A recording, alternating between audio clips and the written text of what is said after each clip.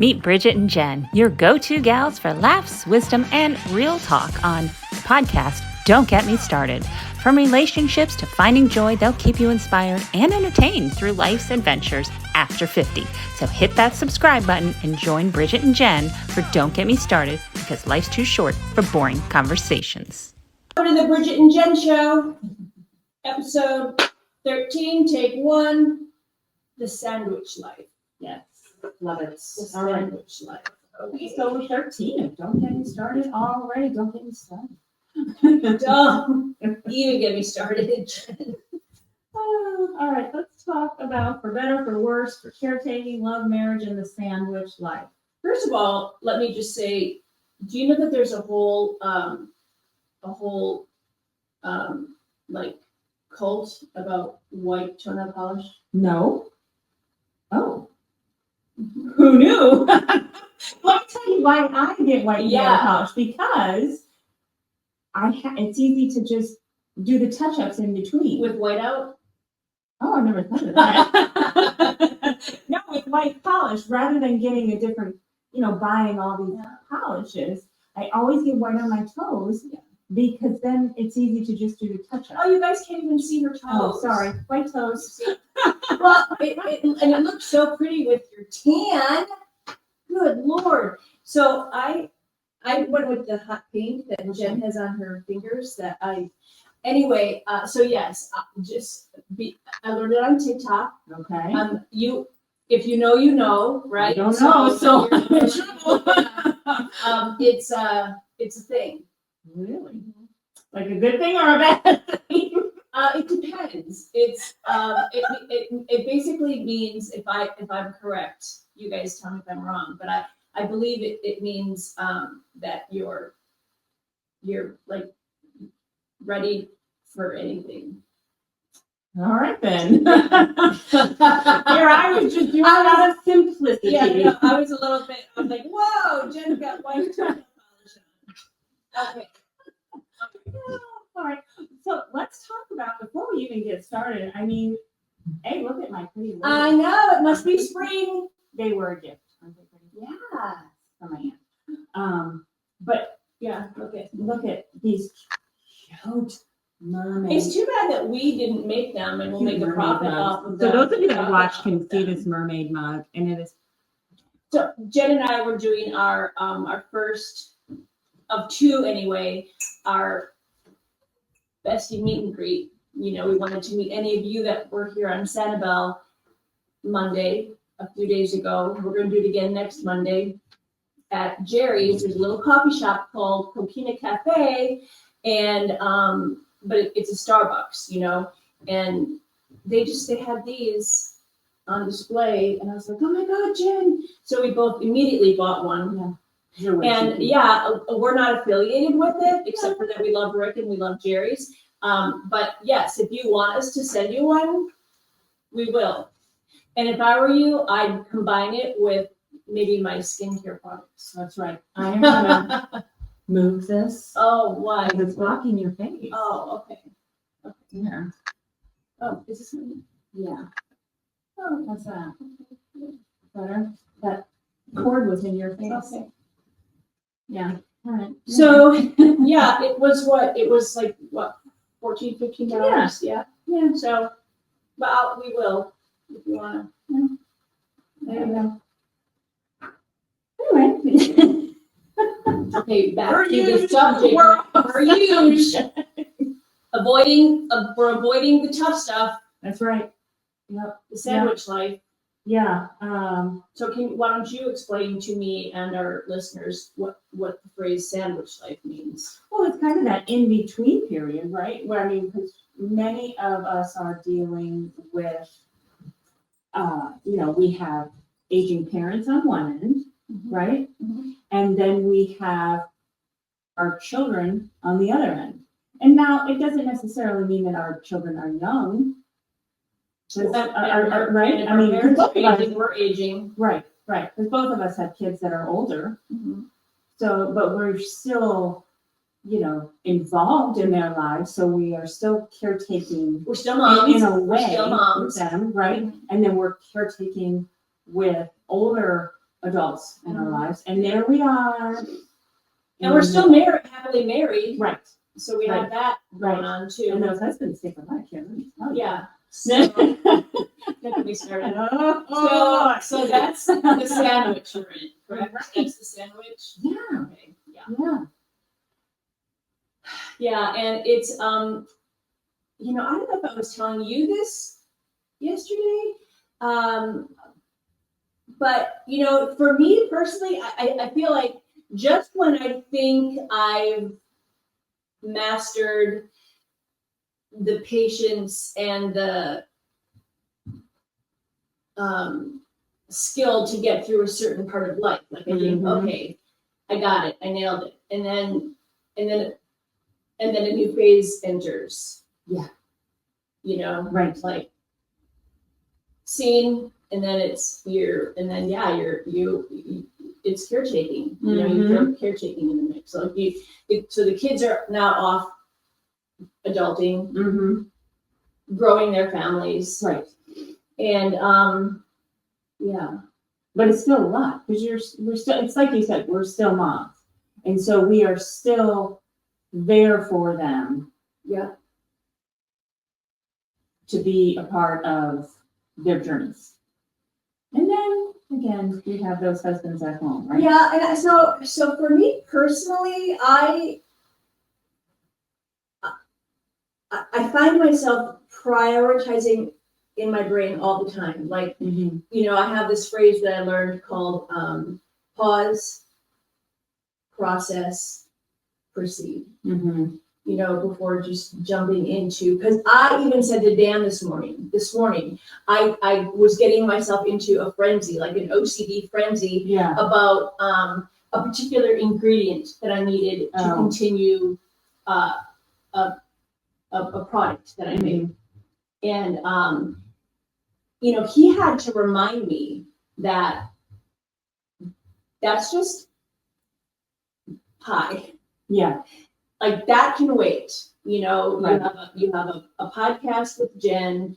I've got, a couple of appointments. I mean, I don't mean to say that, I don't mean that my pie and my priorities to, where I supplied them with the magic bus, that that's not a priority. Right. It's just that at that particular moment, I was losing my mind about a particular ingredient that might take me a day longer than I expected, So with that being said, when I feel like sometimes I feel like I have 5 people, places, or things pulling me at the same time. Right.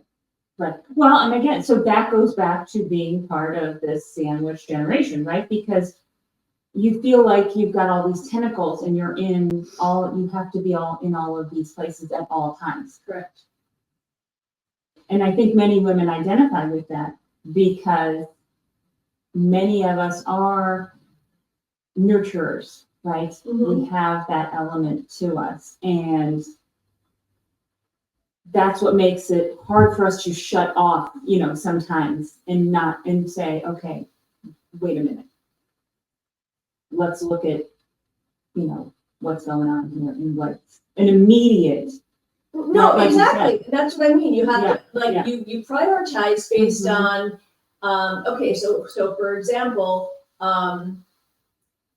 you've got, let's say one of your children is having a challenge with something, and let's say one of the parents that you're caring for has a challenge. Right. And then you have your normal day-to-day, I don't mean responsibility in a bad way, but then you have your husband, okay, your husband.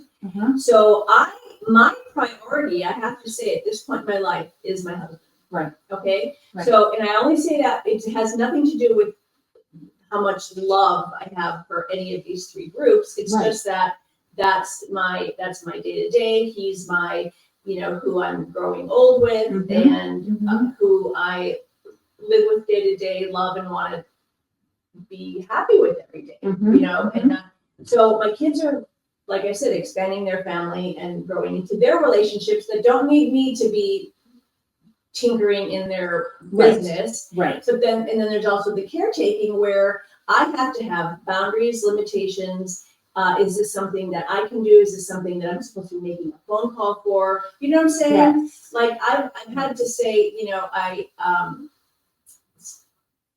my father-in-law, bless his heart, Mm-hmm. wants me over there like every day dancing with him at happy Mhm. hour. And I am more than happy to do that and dance with him when we're not in high season on the island where I can't get on and off the Oh island, my gosh. Oh yes. And Yes, then I I'm do. filled with guilt. Uh-huh. Uh-huh. It's not easy all the time. No, it's not. But I really, I get where you're coming in terms of Dan's the priority. Yeah. Because I think especially, because I would venture to say that when your kids were younger, your kids were your priority, right? Oh, fortunately and unfortunately, yes. Yeah. No, I mean, 'cause Yeah. that's how, It is. that's a mother's heart. Yeah. And that's how, and, I agree. My husband is now my priority. I mean, he's why I stepped back from health coaching, because I felt like it was taking too much time away from what he and I wanted to do. Now is the time that we finally get to focus on They're planning a coup each other. Yeah. for dogs. Planning a coup. Yeah. So, I mean, you have to learn and decide what is the priority, and then go with Yeah. it, right? Exactly. Yeah. It's evolving and it's changing too. And I feel like in this stage of my life, No, a little dog treat popped out of. I was like, what is that? Oh, it popped out of this. This is the dog's chair. So he sits in this chair and watches out and guards the house. And hides the streets. Mhm. Yeah. So I feel I'm grateful that I have, you and this podcast and, social media in my life, because I did not have this support system earlier in my life, and this helps keep me grounded and sane. Yeah. Listening to other people and that I'm not the only one. Yeah. Well, and I hope that that's what our listeners are getting from this as well, is that they are listening to this and they are feeling supported and they are feeling like they're not alone in this, and that, oh, I'm going through that or thinking about that too, and that's, Okay, I like this here. This is it in a nutshell. Balancing romance with responsibility. How do we keep the spark alive when stress is high? ooh, that's hard, because, I'm sure you have stressful days, Dan has stressful days, and they don't always align, right? Yeah. And, that's the tough part. And then, so, yeah, how do you do it? I think, because you and I have touched on this on previous episodes, where, first of all, I have to say, I think a very important part of that, of keeping the spark alive when stress is high, is it really helps when you are still truly in love and want to make that happen. Because saying it because it's important and then actually doing it because it's important are two different things, you know? And I do, like, I'll find myself running around like crazy, usually towards the end of the day, because I push things towards the end of the day. And I bring it back down to basics, and I make sure that, I do want to make sure that, Dan has his dinner. And I do want to, I guess the best way to put it is bring everything back down to basics so that you're living in the moment. You're living and experiencing where your feet are standing at the moment, and make that time, especially with your husband, as important as possible. So make it light, make it funny, did you make the chocolate chip cookies for dessert for him as a surprise? I mean, I can tell you what, every single day that he has done something for me to surprise me, and it's things, either around the house and and he's so good about it. He doesn't brag about it or show me or tell me. I just think, you should figure it out. He is constantly looking out for me and making me happy. Yeah. And so, I am a pretty selfish person by nature. But I think the important thing there is it doesn't have to be, this something huge. Of course not. Right? Like for me, when he makes the bed before he leaves every day, Wow. that to me is like, wow. Yeah. fantastic. Yes. Because even though it's a task that takes 20 seconds. It's your love language. Yeah. That to me, the fact that I don't have to do that, great. Yeah. And so, what can I do for him that's simple? Exactly. Right? So what can we do for each other that simplifies and helps to take the stress off? And people say, well, how does not making the bed take the stress off? Yep. Because it's one more task that I Yeah. don't have to do that he's willing to do for me as a kind gesture. Yeah.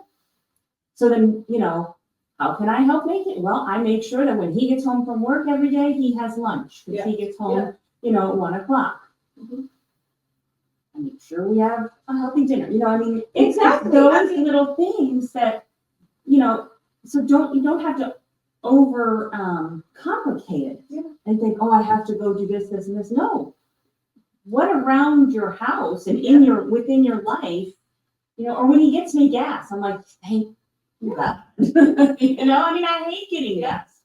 Yeah. He's like, I took your car and I got you gas. Thank you. It's 2025 and you think, I'm not a homemaker, but you know what? You are.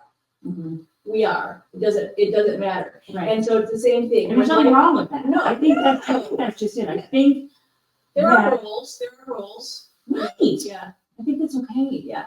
And when things get busy, he would not complain if I didn't have breakfast, lunch, dinner available for him. Right. However, he's not gonna, it just so happens that I do the shopping, I do the cooking. And so therefore it's just so much nicer of me if he gets up, he's on the phone, he's talking to subcontractors, he's talking to suppliers. Right. And so how nice to have breakfast prepped, the little egg things that I do, the cups, breakfast prepped. And then, yes, I will stop in the middle of my day, I will make sure that he's got grab and run sub sandwiches in there. And then, a nice warm dinner around 6:00. Yeah. Like, seriously, Bridget, that is the least you can do for your husband. Right. Because food is his love language. Yep. For sure. Yeah. Yeah. And remember how we talked last time about how treat your spouse like a guest in your home. Yes. That it is so easy to do and it makes all the difference. Yeah. Yeah. Yeah. I think that's a little small thing. Good rule to follow. Yeah. How about some nail salon wisdom? Nail salon wisdom. Okay. Well, we started with that, didn't we? Well, we did start with a lesson on white nail. Now, okay, so let's go back to it just quickly. Is that for hands and feet or just feet? Oh, interesting. Okay, well, I have a nail appointment Tuesday. Maybe I can pedicure while I'm there too. Change this. No, first I want you to look up. I don't know about my search history, Bridget. I'll look it up for you. Okay, I'll be looking up for you.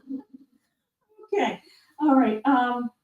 Nail salon wisdom. You can't pour from an empty cup. Sometimes the best way to take care of others is to take care of yourself first. I mean, it's so true, right? Yeah. It's so true. Whether you are a new mom, an older mom, or wherever you are, whether you're taking care of your kids or older adults, if you are not well, how do you expect to take care of them? So that's why it's so important. You can't give away what you don't have. That's right. Yeah. And my nail salon wisdom. Did you see what I did? I did. So I go back and forth between like this. So can you see they're like sporty, and I just went with basic black. Okay. Wow.